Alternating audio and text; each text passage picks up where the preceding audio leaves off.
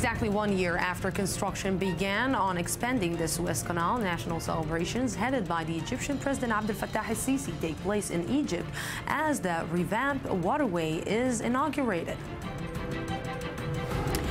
3 soldiers were wounded. 2 sustained serious injuries in a terror attack near the northern West Bank settlement of Shiloh. The terrorist drove his car into the victims before he was shot by IDF soldiers. The leading 10 Republican candidates for the U.S. presidency of the United States participate tonight in the first debate in Cleveland, Ohio. And the lineup includes unexpected front Donald Trump.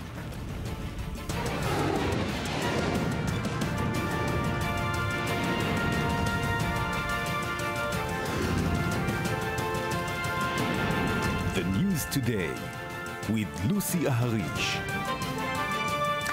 Good evening and welcome to the News Today. Egypt has declared today to be a national holiday as it celebrates the opening of an expanded Suez Canal. The expansion cost over $8 billion and is expected to increase the number of the vessels which sail through the waterway. More about the history of the canal in the next report by Ayman Siksik. Celebrations across Egypt as the new Suez Canal is inaugurated nearly a year after extensive expansion projects began.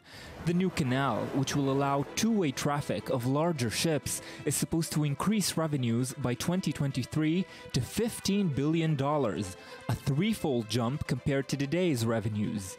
The majorly important waterway is as significant financially as it is for Egyptian sovereignty. A look back at the wars the canal has seen reveals its strategic significance. 1973, the Yom Kippur War. The Suez Canal is the stage of a major crossing by the Egyptian army into Sinai and a counter-crossing by the Israeli army into Egypt. President Sadat, President Assad, King Hussein, and all the others must have the courage. Why do they have so much courage to send their men to war? Why haven't they the courage to meet us at a negotiating table? This would become only one of many battles on the Suez Canal, whose 145-year history is to a great extent a history of war. Opened in 1869 after nearly a decade in construction, the strategic canal connecting the Mediterranean and the Red Sea was under British control from 1875. Until Jamal Abdel Nasser nationalized it in 1956, sparking a British invasion that same year. Planes bombed the canal's defenses, but Egyptian resistance was unexpectedly stubborn, and the operation was never a complete success.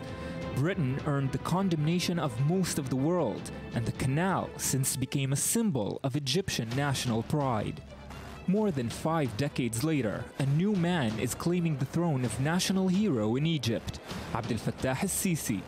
Having ousted his predecessor, al-Sisi vowed to revive Egypt's struggling economy.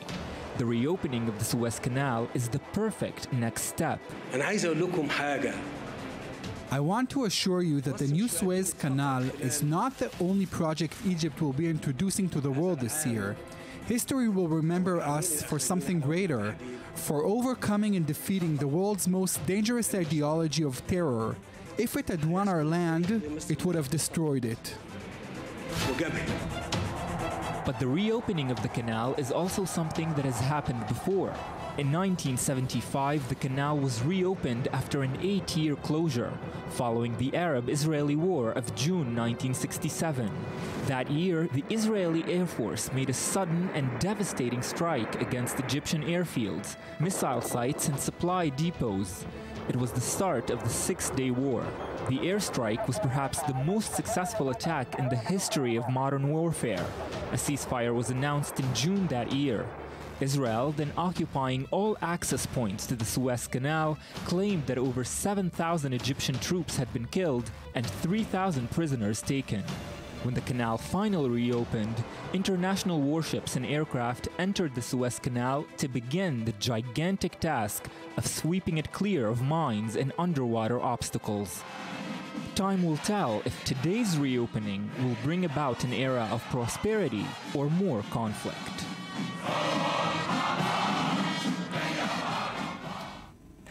Yes, with me here is someone who's telling me, inshallah, with me is former ambassador to Egypt and political analyst Yitzhak Levanon. Good evening. Good evening, Lucy. And I-24 News correspondent Ayman Sixty. Good evening. Good evening, Lucy. You mentioned in the report that this canal was maybe more a symbol. You're saying that it's a national pride, but it's more of a symbol of, let's say, national wars and a lot of wars and a lot of combat.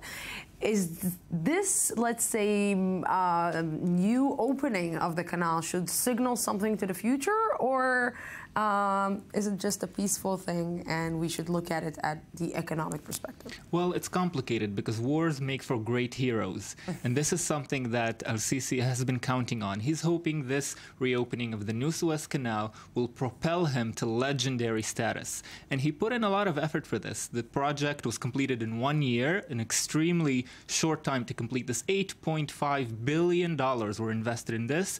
And the government still plans to develop an international hub right next to the canal. So there are a lot of really big plans for this. But not everything is as great as it seems from the images we saw today. More than a celebration for the Egyptian people, it's a celebration for the Egyptian president. Of course it is. Of course it's a celebration for the Egyptian president. He needed that desperately. He needed to show the world, to show the Arab world, maybe in specific, that Egypt is on the map again. Egypt didn't disappear after the Arab Spring. And maybe if you thought that we are not that strong, think again.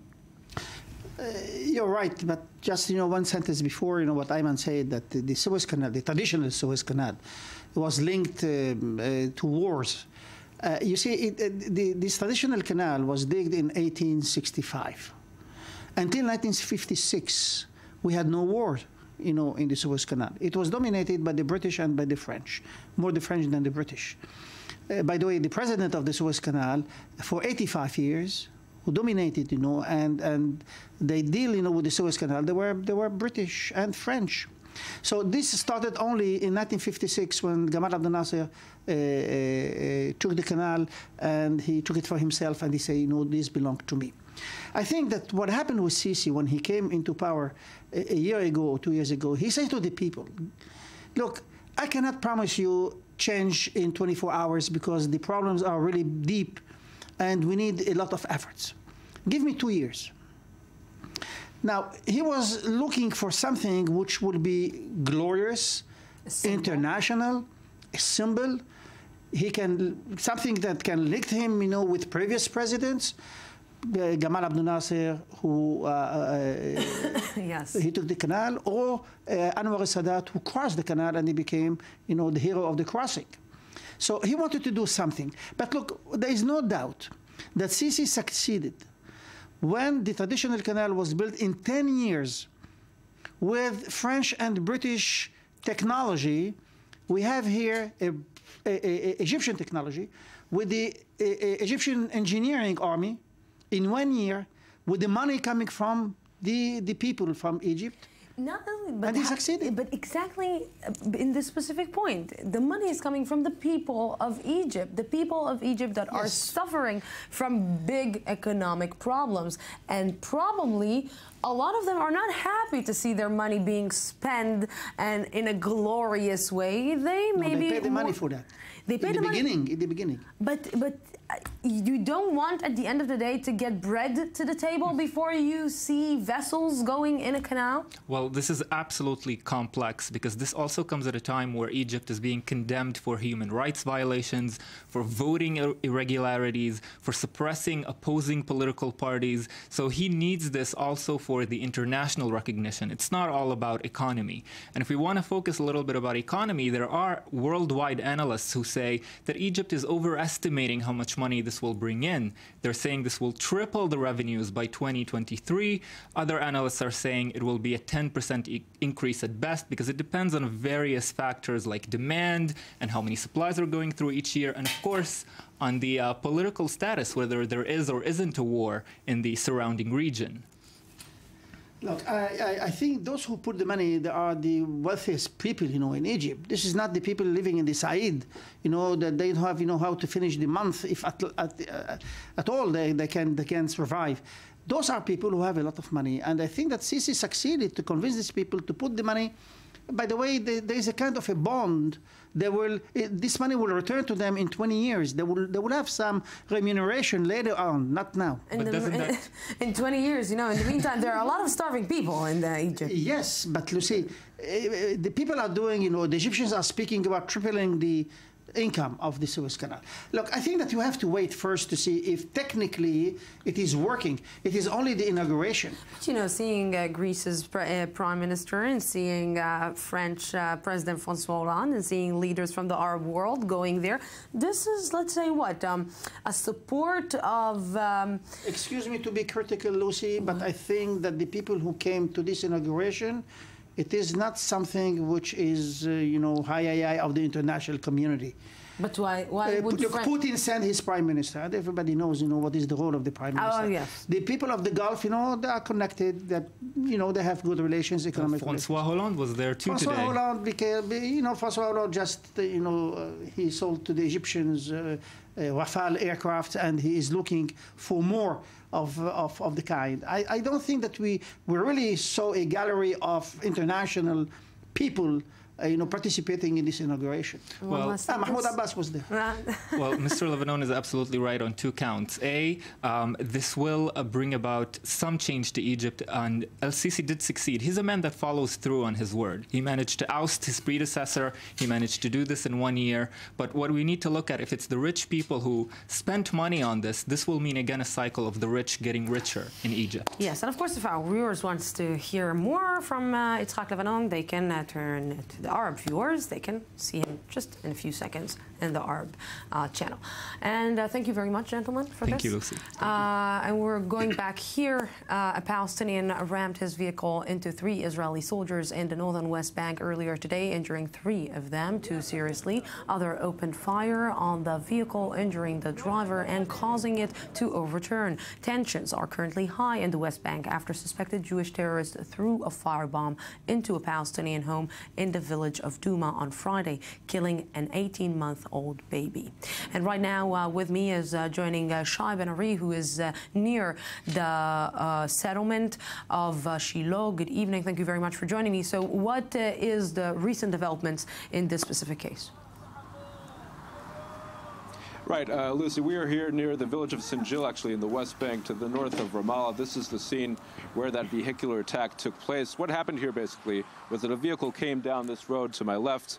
It spotted a group of soldiers standing more or less in that direction, right by the road, a number of soldiers. It spotted them, but actually continued down this road for a few hundred meters and only made a U-turn down in the valley below at a junction, came back and then rammed into the group of soldiers there, running over 3 of them. 2 of them were severely injured, another one lightly injured. A 4th soldier who was on the scene was then able to shoot the driver, who actually rammed his vehicle into the stone wall here by the road. He was able to neutralize the driver, who was also later taken to hospital, as were the soldiers. We're talking about the second attack since that incident last week, in which a Palestinian home, was basically burned to the ground with a Palestinian toddler inside it who died of his wounds. So this, the previous attack was a Molotov cocktail thrown at an Israeli vehicle in East Jerusalem. This is the second attack since then. There is an expectation that this could perhaps escalate further out of control. For the time being, I would say that as far as the estimation of the army, they were perhaps expecting worse up until now. Yes, Shai Ben Ari, thank you very, very much for this update. And we're going to Saudi Arabia. At least 13 people were killed in Saudi Arabia earlier today when a suicide bomber targeted a mosque in Abha, close to the border with Yemen. The mosque was used by a SWAT team dealing with domestic security, and most of the dead were members of the security forces. More in the next report by Yoav Borovitz. An explosion probably triggered by a suicide bomber ripped through a mosque used by Saudi police, killing at least 13 people in the southern city of Abha Thursday. 9 other people were wounded, 3 of them seriously. A Saudi Interior Ministry spokesman said the attack was likely carried out by a suicide bomber, adding that body parts found at the scene indicated the use of explosive vests. According to the spokesman, it was too early to say who may have carried out the attack, as there was no immediate claim of responsibility. Thursday's bombing was the most serious in recent months against Saudi security forces, who have been targeted in attacks blamed on the Islamic State group. And in the same subject, the Islamic State jihadist group has just taken responsibility for the bombing in Saudi Arabia earlier today. Of course, we will continue updating you in this matter. Today's suicide attack also comes as Iran increases its involvement in the regional conflicts. And many of these conflicts, especially in Yemen, Iran and Saudi Arabia, find themselves in opposite sides. Eli Ochenberg looks at Iran's increasing involvement in the Middle East. Since the signing of the groundbreaking nuclear agreement between Iran and world powers last month, one dominant theme has been the impending opening up of Tehran to the world, and the latest headlines are trumpeting the first official arms sale between China and the Islamic Republic. But under the surface, things are changing not only in Tehran or with respect to its links to Washington and other Western capitals, but on the battlefields of the bloodiest conflicts of the Middle East. We intend to build an even stronger, more enduring, and more strategic partnership with particular focus on our cooperative counterterrorism, counterinsurgency, and also on our cooperation in countering the destabilizing activities taking place in the region. After long months of brutal fighting all across Yemen, in recent weeks, there's been a clear positive momentum for the Saudi-backed forces supporting President Abu Mansur Hadi over the Houthi rebels who are supported by Tehran. Boosted by Saudi-led airstrikes, the military gains began with the pro-government fighters pushing Houthi rebels out of the port city of Aden last month, where now deposed President Hadi seeks to re-establish his base. It continued this Monday when the forces pushed north and recaptured the El Anad air base. On Tuesday, the victories kept on coming, with the fighters seizing about 10 southern villages from Houthi forces.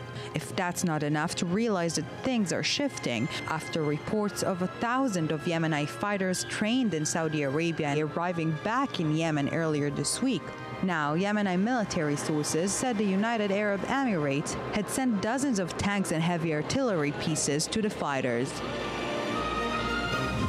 Not by the US, not by the EU, not by the UN, and not even by the JCC. Will the Syria civil war be solved by Iran?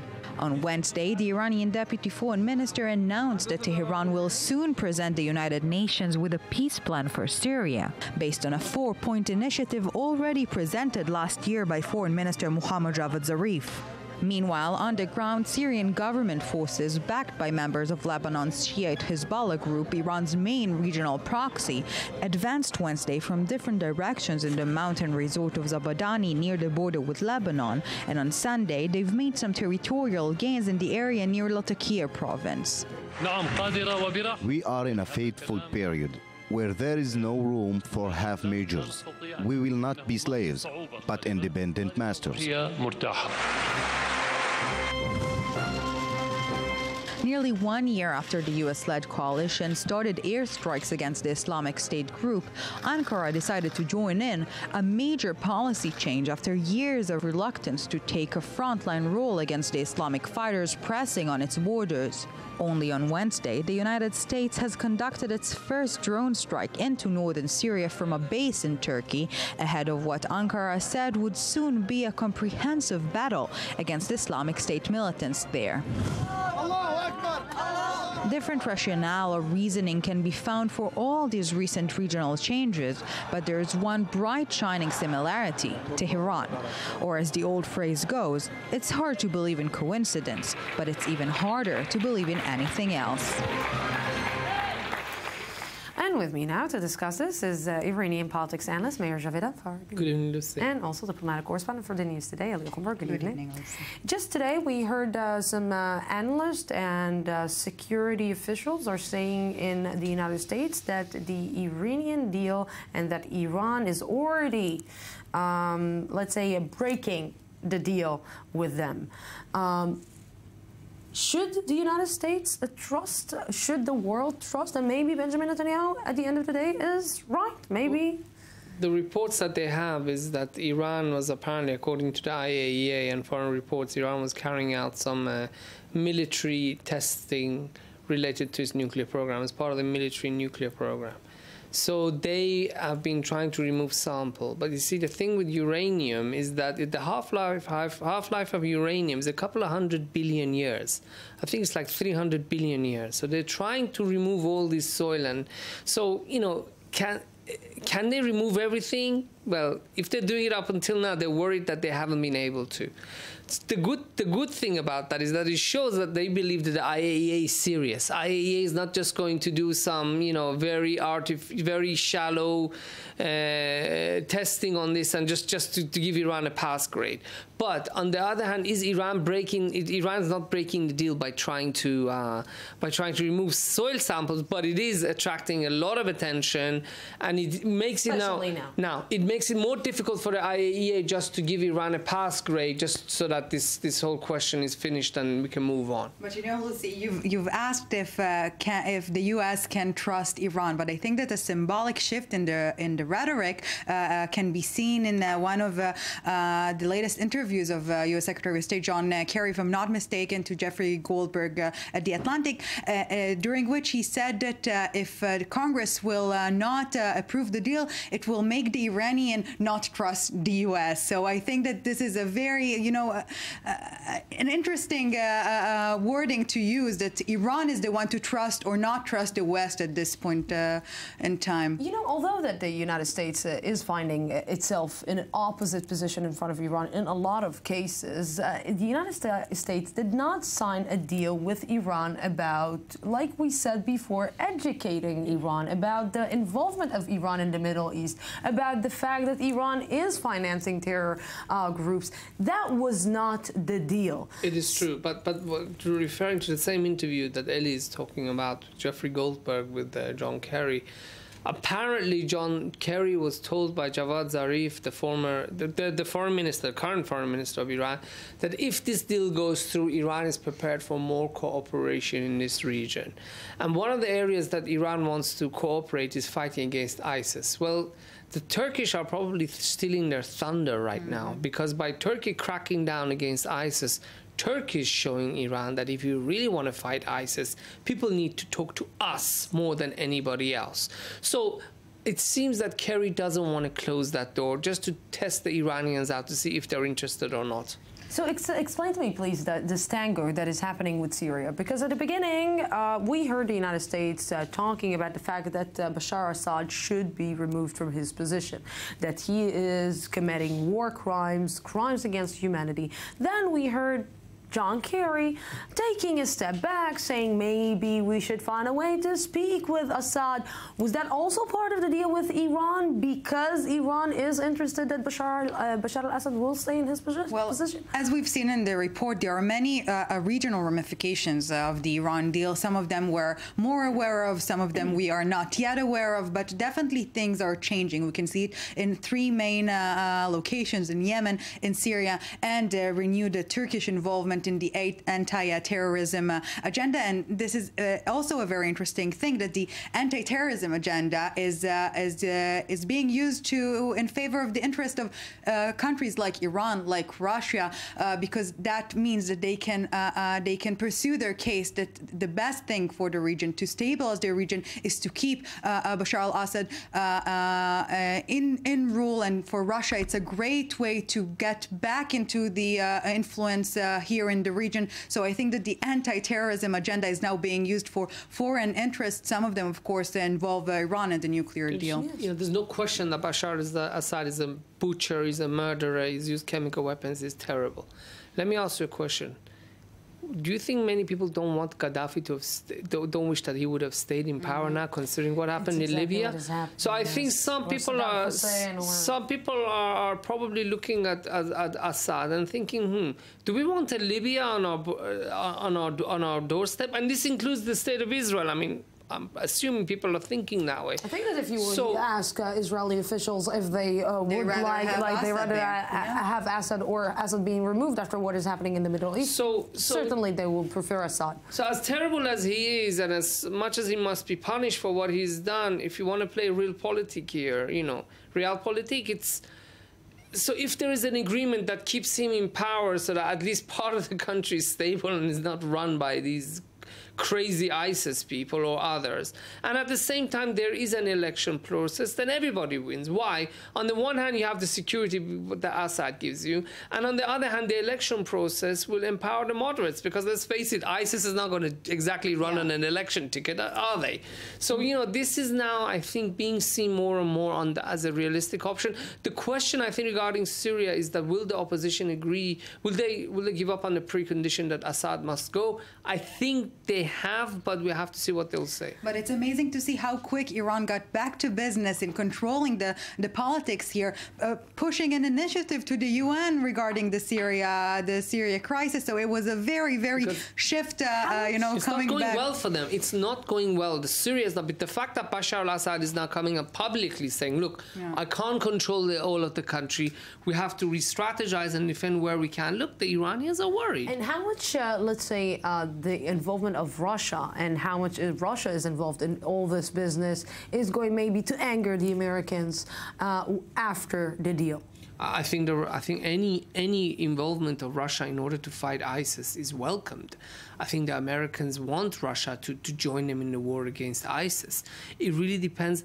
Look, Russia and America don't have that much point of contention anymore, because we have it looks like we have a deal with Iran, Congress willing, and you know, I think America and Russia actually have now a lot more common, especially in terms of fighting groups such as ISIS. In terms of Syria, again, this is just reports in the press. Some people saying the Russians are giving up on Assad and are looking for a long-term solution. And other reports indicates that Russia is mediating between Riyadh to Syria to try and get some, you know, more general support in the region. I think that Iran and Russia's interest in the region are now obviously increasing by the second, and the fact that the Americans are very, you know, frustrated with what's going on here, giving them space to be more active, while the Gulf area is pretty much, you know, also terrified with what's going on, because they need to readjust to the current situation. So all the world powers are now, you know, taking a step back and re-strategizing everything. The only red flag here is if Iran and Hezbollah start building on our border with Syria.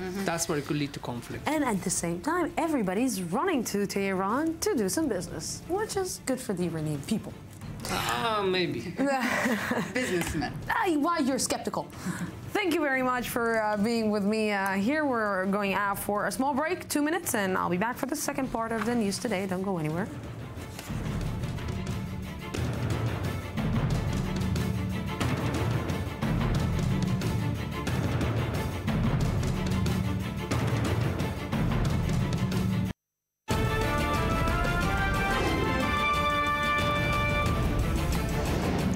Exactly 1 year after construction began on expanding the Suez Canal, national celebrations headed by the Egyptian President Abdel Fattah al-Sisi take place in Egypt as the revamped waterway is inaugurated.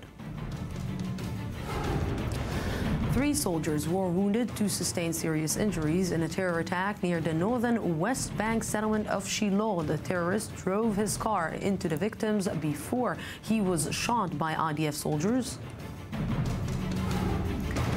And the leading 10 Republican candidates for the U.S. presidency participate tonight in the first debate in Cleveland, Ohio. And the lineup includes unexpected frontrunner Donald Trump.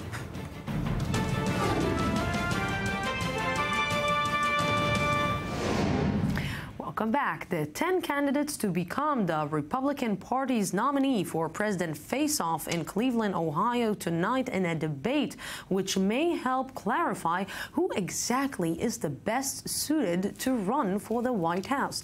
Here's the report by Mohammed Al-Qasim.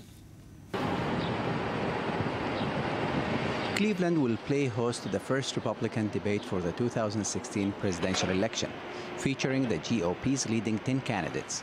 The largest lineup in Republican presidential debate history will take on the issues and possibly each other. At center stage is business tycoon Donald Trump, who surprisingly is leading the crowded Republican field of candidates. Trump says he does not put too much weight on getting ready for the debate. As far as preparing for the debates, I am who I am.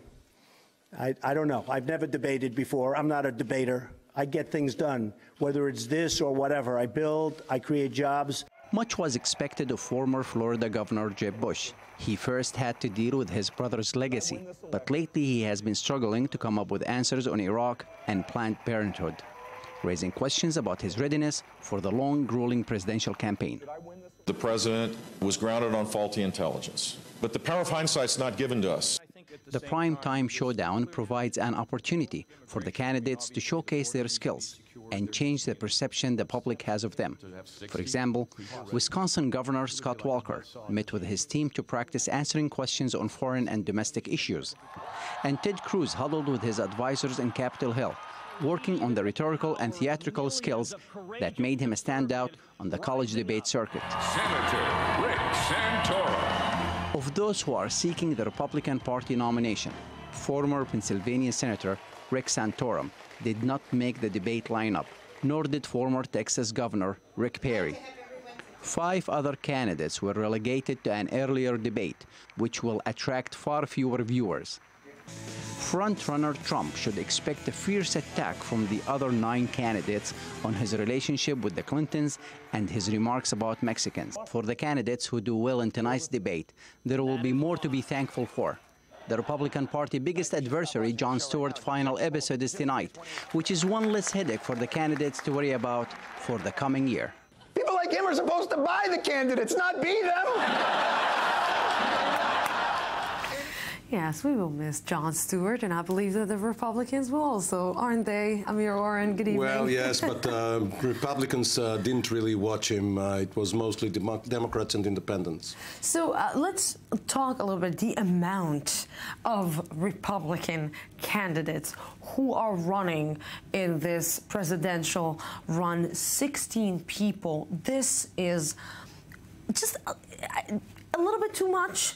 Well, the fact that so many candidates thought that it was opportune for them to throw their hat in the ring this time around means that they believe that the Democrats have had it with the American public, and that whoever wins the nomination on the Republican side is going to end up in the White House. So they saw an opportunity, they didn't want to miss it and wait 4 more years. Now, having come so far, 16 candidates are really too many. But there are not 16 strong candidates. This is exactly, even the people that we thought that they are strong, they are not strong. Well, you know, it's really too soon, too early to tell, because even a year before the elections, some people are going to fall off. At similar times, you had people like Howard Dean or Wesley Clark, people who are now forgotten. And Donald Trump is a problem from the Republicans because of his prominence, because that means that even though he's probably not going to be the candidate, he will have enough backing to be an independent candidate. And the third-party candidate means trouble. Ross Perot in 1992 helped Bush, the elder, lose to Clinton. Now, you don't have any standout candidate so far because they have to contend first with themselves, then with Obama and Hillary Clinton, the presumptive nominee, and then with the Bush legacy, not only Jeb Bush, but all of the Republicans. And the scandals that Donald Trump is saying each and every day. Yes, but the public has not really given its vote. Public opinion polls are fine. Usually what they reflect is name recognition rather than support. And if he makes a few bloopers in the debates, and by the way, there are many debates. This is only the second one. There was the C-SPAN debate. Now it's the Fox debate. You will have the CNBC, the CNN, because the networks are also competing with each other. Yeah. It's not only the politicians. CNN just announced that they are going to conduct the Democratic right, there is a schedule, debate. A long schedule. And in October, I just don't understand who is going to debate whom when the Democrats don't have a lot of people who are running for the that's the question. Is Joe Biden going to compete, because if Hillary Clinton is starting to lose, then perhaps the Republicans are going to be angry that she lost too early. Because if she's off the books already, and if Biden is the presumptive nominee and Obama helps him, he will be a tough candidate for whoever, for Jeb Bush or Marco Rubio. And by the way, this pair is very interesting because they are a mentor and his prodigal son, so to speak, both from Florida, a key state, of course. Both of them are not taking the lead anywhere in the polls. That's really too early, because if Trump has 24% and Bush has some 14 to 16 and all the others have in single digits, this can change overnight. Tomorrow, someone is going to declare, for instance, Jeb Bush the winner, or Chris Christie, or any of them. Yes. The second tier, those who are going to debate earlier, as Mohammed reported, those are probably going to be off soon. The two Ricks, Perry and Santorum, and Bobby Jindal, and Carly Fiorina, and Lindsey Graham. You have so many of them. Yes, you have too many. It's like the X Factor or America Got Talent. Or in Purim, we have Haman and his 10 sons. These are the 10. Oh, Amir Warren, thank you very much for this. Thank you. Yes, and from the United States, in one issue to the United States in another, and from what may be the next bomb to which started it all off. The nuclear age began when a single American airplane dropped a bomb 10 feet in length and weighing over 4,000 kilograms on a Japanese city of Hiroshima. Uri Shapira takes us back to the morning of August 6, 1945. A short formal document written on a yellow sheet. Along with some dry details and numbers, one part captures the attention: the type of bomb, special. This paper is the operational order of the atomic bombing mission which took place 70 years ago on the Japanese city of Hiroshima. It's this penultimate technical revolution in which the airplane becomes such a key element in this turning point, the atomic age, and we are still living with the specter of atomic weapons and what to do with them even to this day. In August 1945, World War II was almost finished. In May, millions in Europe and the US had celebrated the fall of Nazi Germany. But on the Pacific front, fighting continued, savagely, as the Japanese refused to surrender. The US and its allies were preparing for Operation Downfall, an invasion of the Japanese mainland. But the preparations were also accompanied by a scientific breakthrough. In August 1939, Albert Einstein and Leo Szilard urged American President Franklin D. Roosevelt to undertake a nuclear program in order to prevent Nazi Germany and its allies from developing powerful bombs of a new type. In 1943, a group of scientists led by Robert Oppenheimer started a secret mission named the Manhattan Project. July 16, 1945, the first nuclear bomb was tested. Some saw this extreme move to bomb a densely populated Japanese city, causing the death of thousands of civilians, as a final attempt to end the Pacific War. Others saw it as a late American reaction to the Japanese attack on Pearl Harbor 4 years earlier. But whatever the reason, the results were nothing short of devastating. The blast was so strong, it blew me into the middle of the street and knocked me out. The atomic bomb should never have been dropped. It should never even have existed. This is the message I want to send to the whole world. Even today, 70 years after the event, the numbers of casualties from the bomb on Hiroshima are not clear and stand at between 65,000 to 150,000. In the blink of an eye, the city was bombed back into the Stone Age. Seeing the destruction from the air, Captain Robert Lewis, the co-pilot of the Enola Gay, wrote in his logbook, "My God, what have we done?" 3 days later, US dropped a second atomic bomb named Fat Man on the Japanese city of Nagasaki. On August 15, 1945, Japan announced it was surrendering and World War II ended. World powers have not used nuclear weapons in war since 1945, but Hiroshima and Nagasaki opened the gate to a nuclear arms race. We Japanese are the only people to have experienced the horror of nuclear devastation in war. As such a people, we have a mission to create a world without nuclear arms, without fail. Ironically, Einstein, who urged Roosevelt to begin the atomic bomb, was wise enough to describe the threats it would create. In an interview he gave to the Liberal Judaism magazine in 1949, Einstein was asked what kind of weapons would be used in World War III. "I don't know," he responded, "but World War IV would be fought with rocks and stones." Yes, and with me right now here in the studio is correspondent Or Shapiro. Good evening. Good evening, Lucy. You know, it's amazing because we discussed this just a little bit before we entered the studio, and both of us just came out with the idea and with the thought that the country that first dropped a nuclear bomb is the country that is most eager to get to a deal with the second maybe nuclear bomb that is about to be built. And we're talking about Iran, of course. So it's amazing to see this, let's say, contradicting maybe morals, we can say. Well, you have to remember, Lucy, that for the Americans, this is not a war crime. This is not a crime against humanity. Actually, a latest poll showed that 56% of Americans think that bombing were justified. The bombing was just.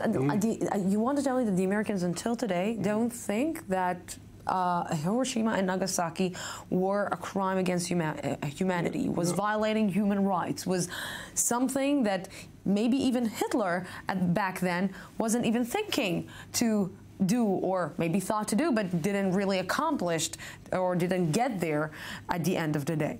Well, basically, up until today, no American leader ever apologized for the bombing.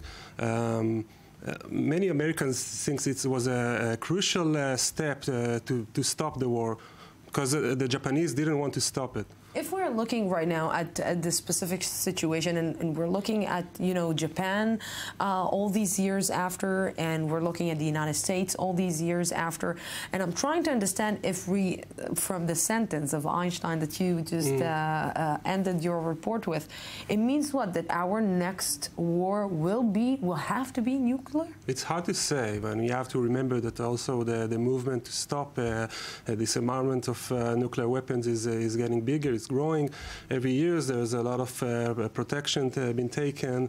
But yes, basically studies show that the new nuclear bombs are much bigger, they're much more powerful than the ones that dropped on Nagasaki and Hiroshima.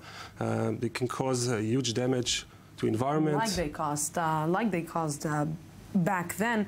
And maybe at the end of the day we will have, who knows, like Einstein said, he was right on a lot of things, unfortunately. I hope it won't happen. Yes, we all hope that it won't happen. Or Shapiro, thank you very much for this. Thank you. Malaysia's government said today that paint color and maintenance record matches proved that a piece of wing found on the shore of an Indian Ocean island was part of the wreckage of Malaysian Airlines flight MH370, which vanished without trace last year. Last night, Prime Minister Najib Razak confirmed that the piece of debris was from the Boeing 777 airliner that was bound for Beijing from Kuala Lumpur with 239 passengers and crew on board when vanished off the radar screens. And in Greece, the number of unemployed has dropped and now stands at 25%. This is the lowest rate in 3 years. One of the reasons for the drop is the increasing stability of the Greek economy after a serious slump. But Greece's unemployment rate is more than double the Eurozone average of 11.1%. And not to talk and not to speak about Greece, but with me here is Alex Cohen, value creation expert at the Academic College of Tel Aviv. Jaffa, good evening. Good evening, Lucy. Ben Gurion Airport in Israel is threatening to go on strike. No more. So what does it mean? Well, the funny thing about this story is that what you see on the surface is exactly the opposite of what actually happens underneath. Because on the surface of it, you have the union of people working at Ben Gurion, which is the only airport, so it just is the umbilical cord of Israel. And they are striking because they do not want the management to bring in contractor workers who are paid less than they are. How much this is going, in a case that they will go on a strike, this can cost all of us a lot of money. And frustration, because we're talking about 30,000 passengers were supposed to be hurt and 200 flights. Think about people with families and kids. Summer vacation, let's not forget. It's hell. It's hell on Earth, absolutely. So it's hell, and for that reason, actually, the government basically yielded, and that's why they postponed the strike, because they feel, actually, it's usually enough for them just to show the whip and the government. You know, I'm trying to look at the situation, and we know that all this specific the problem that they are talking about is a huge problem. But is it justified? Why not to put more people? Any company wants to put more employees that will cost them less than the employees that are already working there. Now, in particularly here, because they're so powerful, we're talking about the secretary that's unionized making $120,000 a year. $120,000, that's a huge amount of money for somebody who's just doing clerical jobs. It's amazing. And for that reason, everything costs a lot. You buy coffee, if you go to you buy coffee at $4.50. I mean, everything, you cannot believe the price. $4.50, I think that it's around $10, $15 for a sandwich and a coffee. Exactly. It's unbelievable. Because you're their captive. So they take all this money, they take the money to the union, basically. So, and the government gets no commissions out of that. So they make much more money because they make more money from the duty-free and the restaurants. The government sees nothing of it. So basically, we're talking about a union that basically took over the airport, is doing whatever they want, and they prevent other workers from being brought in order to make sure that they control everything and that they will not only be able to paralyze part of the country. Maybe it's about time that somebody will put an end to this. Somebody. Somebody. Not in this lifetime. Everybody's so pessimistic today. It's sad.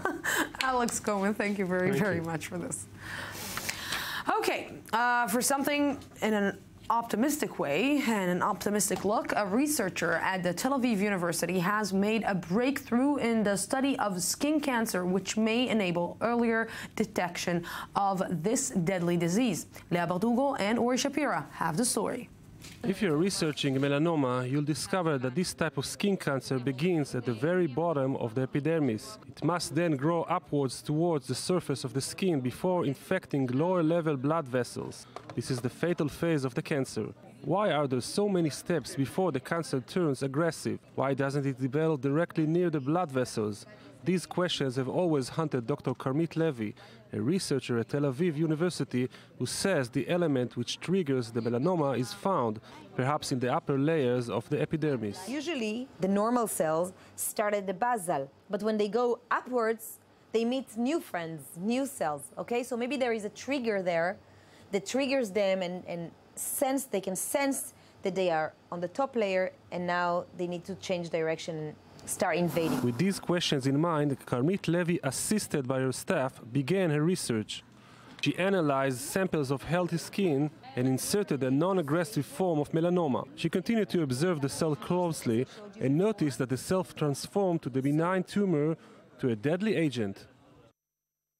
We found that the top layer indeed promote the invasion, and then we figure out that the top layer are expressing like ligands or spikes, we will call it, on the surface, on the membrane of these cells. They are expressing it, and when melanoma cells are coming into contact with the top layer, this direct contact induces the change. Dr. Levy realized the impact of this major discovery. The first experiments were done here, and I was jumping out of my room and I said, we found it, because we were really exciting to see that, yes, you know, it's the environment that cause cancer to progress. And it's probably true in other cancers, you know, but it needs to be figured out. The researcher hopes this finding will further be able to predict this type of cancer at an early stage in order to prevent it from developing. However, we must still be patient. It will take a few years before this discovery can fully benefit those diagnosed from this form of skin cancer. And now, to look at them. Eli Ochenberg and Hani Zubeida. The tag team. That means that we are going to speak about Israeli politics. Yes. And what a week it was. Yes, like every week, I have to say there's no dull moment Ellie said here. there was nothing happening. Nothing is happening? No. In comparison to, to the last, something like to the last weekend, which was very similar to hell. No, but we have a budget. At least the government approved a budget. Which is nice. Yes. You said that the budget might not pass. But the budget might not pass because first, there are two steps to the budget. Okay. Number one, you have to approve it in the government, which they did yesterday. And that means that all the pre-coalition deals they have been making needs to become true. Well, no, not necessarily. Some of them gave up. Shas didn't get 100. Nobody got 100%. That's the way the budget works. Let's just put some order. The beginning of the week, we heard in the Israeli media that Naftali Bennett, the education minister, and Aryeh Deri, the economy minister, are threatening not to pass the budget, not to let the Israeli budget pass. What happened from them threatening to now? But the problem is that they threatened that they wouldn't pass it in the Knesset, in the Israeli parliament, because in the government, the Likud still have a majority. Yeah. So the notion was, yesterday they passed the first threshold, which means pass it within the government. Well, what happened is that they didn't want to put the VAT to zero, as Aryeh Deri promised. And according to Bennett, they wanted to cut from his office about 2.6 billion shekels, and he didn't like it. So they both stood on their back feet and they said, this will never happen. Now, the issue is that you need every... Naftali Bennett is calling you right now. Or Prime Minister Benjamin Netanyahu. You like what he said. You need every vote. You need every vote to get the budget in the Knesset. Now, the thing is, yesterday, people drove near the Knesset, because it wasn't in the Knesset. It was in a building next to the Knesset, and they heard, last call, sell, budget for sale. But this is what happened last night. They literally sold the budget. Yes, but there are some benefactories from this budget. We have Miri Regev, the culture minister, which was very vocal since she started her term. She didn't want this. But she almost doubled the budget. It's definitely a great achievement. The Interior Security Ministry of Gilad Erdan, a Likud member, gained some serious amount of budget, and Naftali Bennett himself, the education minister, who really find his way out because he got to answer one of the major uproars of the public that the amount of students in each classroom is way too big. We've seen protests on the streets on this issue. Naftali Bennett managed to announce today officially that he will limit the amount of students in each classroom to 34. So it's a great achievement for him as well. But again, as Hani said, this budget still has a long way to go to pass in Parliament. And it was also, you want another word about the budget? Yeah, the major hurdle, which we always need to talk about. Okay. Security budget. I want... Oh, sorry. Okay, then I'll... No, because I wanted to tell you that it was also a really hard week also for the security minister, for the defense minister that started like a really bad week. Well, the question is, what do you mean by hard? Because as it seems right now, the commission that the Prime Minister Benjamin Netanyahu commissioned for work, the Locker Commission, is literally going to be on the shelf and nobody's going to relate to it. That's it. It's a dead issue. And that's what the defense minister asked. Bogi Alon said, if we're going to discuss this issue with the defense and the Locker committee report, I'm not going to vote for the budget. And as it seems right now, this is the last hurdle. He got 4.5 billion shekels addition to his budget, and within 2016 he has the margin of 5.5 billion shekels to appease him. Now, it should be said in Israel, usually at the end of the year, when you get to November, December, you have reserves in the budget. Usually 95% of the reserve goes to the defense budget, which is about like 10 to 15 billion shekels. That's the deal. But aren't the Americans are going to give a little bit more money after the Iranian deal? Let me ask you something. Yeah. I have X, and somebody's offering me X plus 1, and you're offering me X plus 1 plus 2. why would I give up the +1? That's what Bogi says. He says, regardless of what the Americans will give us, which literally is dependent on the negotiation between Benjamin Netanyahu and I want my piece in my cut in the budget. I'm not going to give up. There were certain issues that were raised. The Israeli military hired more people in the last year. We don't disregard the security establishment in Israel is very much prepared to start negotiating on this much talked about compensation deal from the U.S., but Netanyahu is currently blocking every chance of even discussing it because of diplomatic reasons. I just want one word from you, because we have only 1 minute, about the new clash between the president and Benjamin Netanyahu. This is the best topic. I will let... Well, but the president, when asked, said, are you friends? And he said, me as the president and the prime minister as the prime minister, we function greatly. Now you're asking me if we are the same way we've been 10, 15 years ago, and he used the word cousins. No. Bottom line, Netanyahu didn't want Rivlin as president, and he was right. That's it.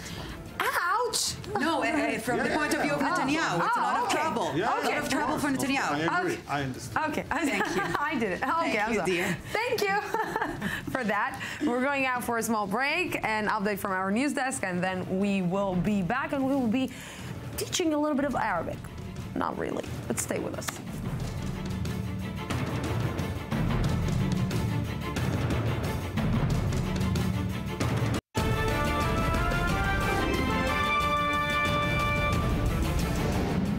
Welcome back to the news today. In the last few months, a study shows that the number of Israelis who want to study Arabic is on the rise. So the question arises, what are the reasons, political or cultural? Is it because people want to understand Israel's neighbors better, or it comes from the reason of know the enemy? Joining me now on set is Roy Maor, Deputy Director of Merchavim Institute. Good evening. Thank you very much for joining me. Good evening. And also Mohammed Al-Qasim, I24 News and analyst. Good evening. Thank you very much for coming. I will start with you, Roy. What is the reason? Because Arabs and Jews are living in Israel for a long time, 67 years, if we want to be specific. How come only now people are starting to understand that it's a key factor to understand the people that you're living with? I think that Israeli society is undergoing changes. There's a better understanding today that we're a diverse society, that we have many different identities. And we've found that even though, especially among young people, there are many negative attitudes towards minorities and different groups in Israeli society, there's also a great deal of curiosity. People aren't aware of even the basic facts. And when minorities, and specifically the Arab citizens of Israel, become more vocal, become more present in various media. I know Hebrew very well. Yeah, they know Hebrew very well, and they're now our doctors, they're now professors in the universities, not enough, far from it, but still they're much more visible politically as well, and people are curious about that. It's amazing how many Israelis, especially the younger ones, have fundamental ignorance about not just Arab culture, but even about the basic fact of how many Arab citizens are in the country, the fact that they're a major minority. People don't know that, even the most basic things. Mohammed, you are showing the same, let's say, interest in the United States. You're coming with maybe the same, let's say, knowledge that people want to get to know the Arab world better, or is it really to understand the culture and to understand the subtext a little bit better than they know already in the United States? A couple of reasons to why people now have come to believe that Arabic is a major language internationally and they should learn it and perfect it. Before 9/11, Arabic was neglected as a major language. In fact, in America, very few people spoke Arabic or knew what the Arabic language and Arabic alphabets and so forth. But after 1993, the first attack on World War Tower, and then 9/11, the American government felt that it's important for the military, American government, to teach its employees, diplomats, military personnel, Arabic, to be able to communicate with the Arab world, but most importantly, to know how the Arab public think. That was one reason. But also, let's not forget that there are 350 million Arabs living from the Gulf to the ocean. And this is not just 20 countries, at least, if not even more.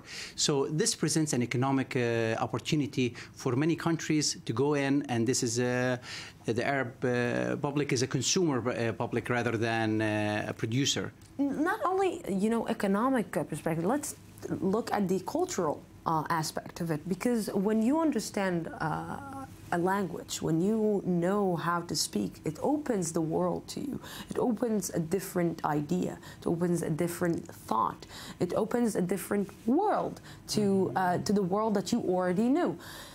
And what I'm trying to understand is that I remember when I was a kid and I studied in Jewish schools, Arabic was not even taught in schools, and now you don't even think about it. Now you can choose between French and Arabic or any other language, and usually the students today don't choose Arabic, they choose French. And we know that with French, although we have a lot of French immigrants in Israel, you cannot deal with that around the world like in Arabic. So we have a program that teaches Arabic in elementary schools. And this program is very narrow and focused along with other similar programs because it's not a mandatory subject in elementary schools. Even in middle schools where it's mandatory, it's written Arabic that's being taught. And as you know, these are two often almost different languages, spoken Arabic and written Arabic. Of course. And we believe that it's important to know spoken Arabic to be able to communicate with your fellow citizens. It's the most basic thing. And as you said, even in middle schools when it's supposed to be mandatory, you can choose French sometimes, and as many students do, and some schools don't enforce that. And we believe that spoken Arabic should be mandatory from elementary school through middle school, and perhaps even part of the basic high school curriculum, and part of finishing high school should be knowing communicative Arabic. Mohammed, you haven't been here in Israel for 30 years, right? And you're coming here, and right now you're studying Hebrew. How do you find it as you not knowing Hebrew as let's say an important tool to actually communicate with the world right now, or with the people that you are?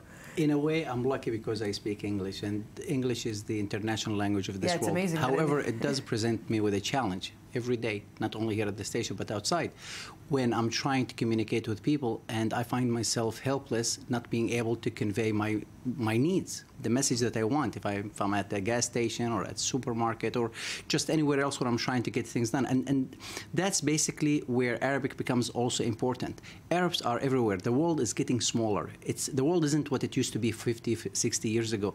The world is so small that it's just a village. You weren't surprised that people here don't know Arabic after 30 years? I was shocked. I was shocked how Arabs in Israel speak better Hebrew than they do Arabic.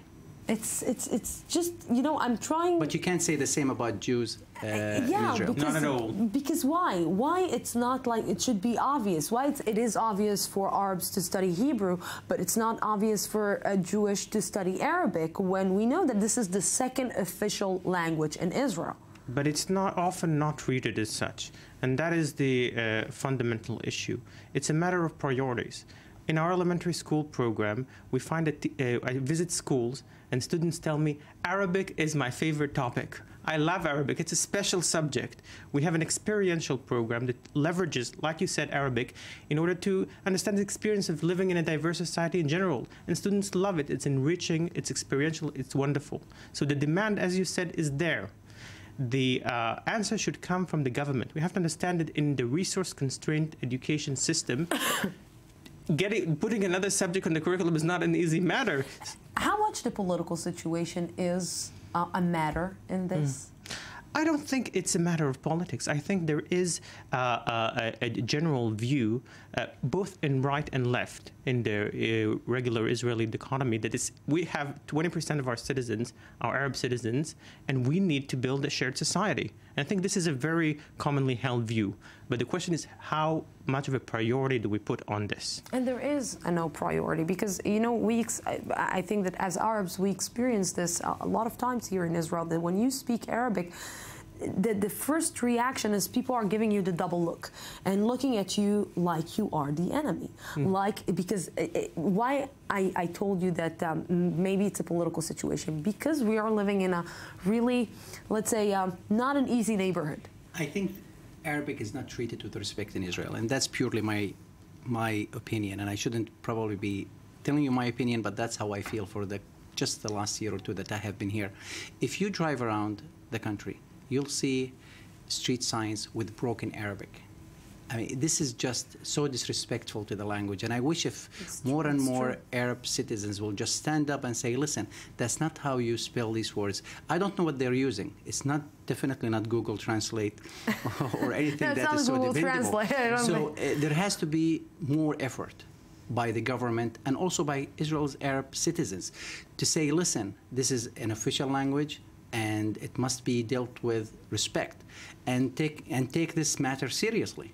How much putting, for example, Arab teachers in Jewish schools is an important thing to make it more natural for for students, and how much is it important to put Jewish teachers in Arab schools to make it more natural for Arab students to see that Hebrew is the first language in Israel? First of all, I don't think it's the first language. We have two official languages which are supposed to be co-equal, and the fact that we think of first and second languages, that's part of the problem. But I do think that teacher integration in subjects like Arabic in Jewish schools and Hebrew in Arabic schools, which are different pilot programs working around this issue, but also in subjects like English, math, and science, where it's not the language that's the key entrance point, but the point of getting together and to know each other, and also getting the best teachers for all our children. So I think that's a critical element. But we can't neglect the teaching of the language. Teaching a language, a new language, even for 9 years old, which have a pretty quick grasp of a new language, is a complex endeavor, and you have to put in resources to do that, and I think that should be a government priority. And Mohammed, you touched on the point that the United States started giving classes to people who are in the military to study Arabic and learn the Arabic language. And we're seeing also here in Israel that the majority of the people that you ask them, where did you study Arabic? They will tell you in the army, because there are some intelligence units that people are going to, and then they encounter maybe the language for the first time in the army, in a defense meaning and in a military meaning, but not on a social meaning. But I can tell you with a great confidence that there are, since 9/11, and this is kind of line in history now. Everybody says since 9/11 or since the Iran Accord. Yes. You know, we have so many lines in history. But since 9/11, the number of Americans, not Arab Americans, the number of Americans who are learning Arabic by far doubled in many folds. This language is not only important for diplomats or for military personnel, but also economically, as I said. Now, in 2007, 2008, for the first time ever in the United States, a school in Brooklyn, New York, Gibran Khalil Gibran, started teaching Arabic. I reported on it. I was at Columbia at the time, and I remember one of my first school assignment was go report on this Gibran Khalil Gibran. It created a huge deal of suspicion. Another subject that was supposed to get in also to the Israeli education system, Khalil Gibran Khalil, to study him in schools, to actually start knowing more of the literature. And there is a huge waiting list for Americans who want their kids, Americans and Arab Americans, who want their kids to learn Arabic. Arabic is becoming a major language in this world, not only in Israel. Here, look at where you are. 20+ countries in this region that they all speak Arabic with many dialects. So it's so important for many reasons to know this language. Yes, gentlemen, thank you very, very much for this educational debate or discussion. Thank you very much for this. Thank you. The Rio Olympics are now less than a year away, with many questions still being asked. Will the venues be ready? Will the waters of the sailing bay be clean? Will the city be safe? Michal Friedman tries to answer. As Rio de Janeiro counts down 1 year to the 2016 Olympic Games, the race to finish all of the preparations and host a successful Olympiad is leaving many people worried. Between construction setbacks and the discovery of harmful viruses in the water, Brazil is taking a lot of heat over its planning. The athletes' safety is the greatest concern for the upcoming Games. The waters where sailing events will take place are currently contaminated and pose the risk for participants becoming violently ill. Yeah, this is by far the worst water quality we've ever seen in our sailing careers. And I have to say, racing inside the bay gets quite tricky for us. First is the problem of the pollution, of health hazards inside. Especially in the strong winds, they get a lot of splashing in the faces and a lot of water, and if they capsize, they have to swim or dive under the boat, which is quite dangerous, I think, with all the bacteria found in the bay. Along with the health risk, the lack of infrastructure is another major issue. As each day goes by, the sheer amount of work to be done with stadiums and road networks are creating a sense of panic, but those involved believe everything will be ready to go next summer. These are the final 365 days. We're now counting down day by day. The Rio Olympics are going to be a success. All works are up to date. All works that were delayed are now back on track. Some stadiums are 90 to 95% complete.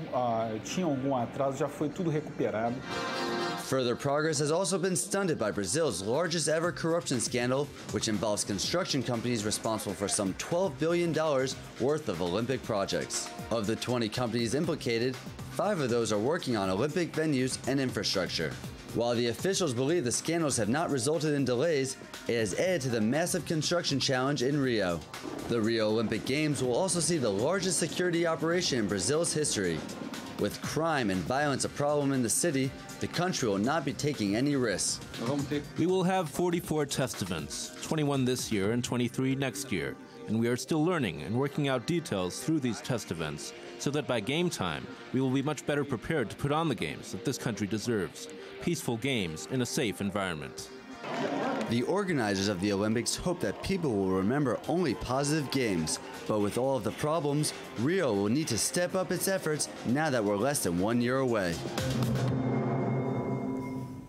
That was Michael Friedman, not Michal Friedman. We have Michal Divon. And so Michal Divon, Michael Friedman, have a great weekend. And thank you for Michael Friedman.